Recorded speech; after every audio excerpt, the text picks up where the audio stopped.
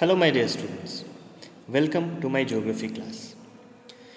As you all are aware that I am discussing chapter number 15, Life on the Earth, from the book Fundamentals of Physical Geography. In our previous classes, we have discussed about the biosphere, the ecosystem, the types of ecosystem and all. Even the structure and the functions of the ecosystem was also discussed. So the topic which I have chosen to discuss from this chapter is biogeochemical cycle. Okay, there are different types of chemical cycles. Okay, involved in an ecosystem or in the environment actually. So we will be discussing about those in details, and those chemical cycles are basically referred to as the biogeochemical cycles actually. So let us study about biogeochemical cycle. See, the life on the earth consists of a great variety of living organisms. Basically, on the earth, okay, in the earth's on the earth's surface, in the atmosphere, and within the in the water bodies and all that is in the hydrosphere, we find different varieties of living organisms.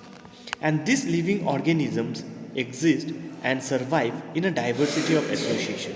Okay, they exist and survive in a variety of associations actually.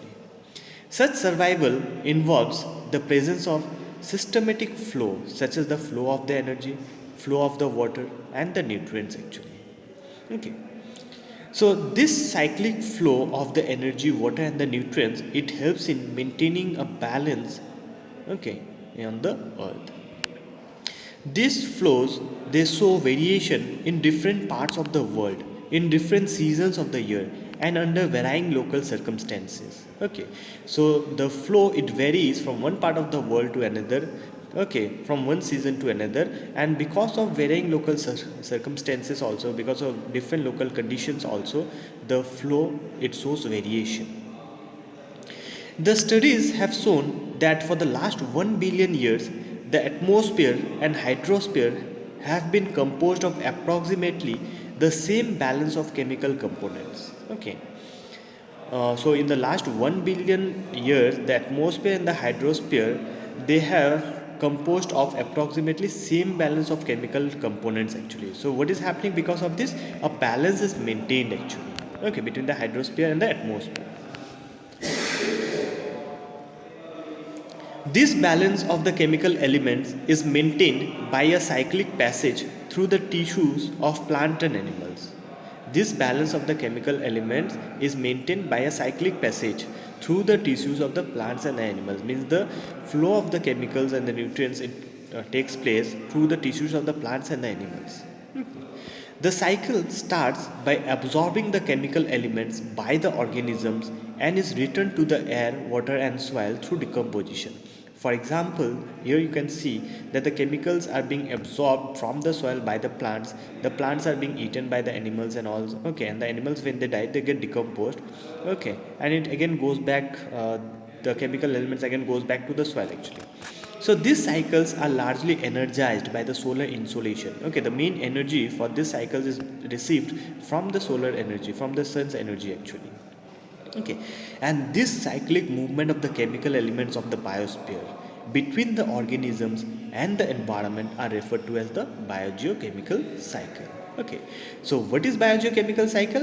Biogeochemical cycle is actually the cyclic movement of the chemical elements of the biosphere between the living organisms of the earth and the environment. Okay. Bio basically refers to the living organisms and geo refers to the rocks, soil, water and air. Okay. There are two types of biogeochemical cycle. Basically the biogeochemical cycle has been classified into two categories. One is the gaseous cycle and another one is the sedimentary cycle.